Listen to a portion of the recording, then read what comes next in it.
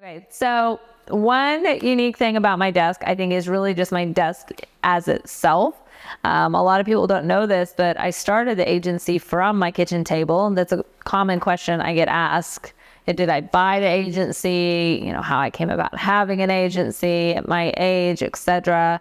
Which now I don't get asked that question very often, which I won't take any offense to. But I started our ad agency, Myers Marketing Management, from my kitchen table. So my kitchen table, or my desk, is actually a kitchen table.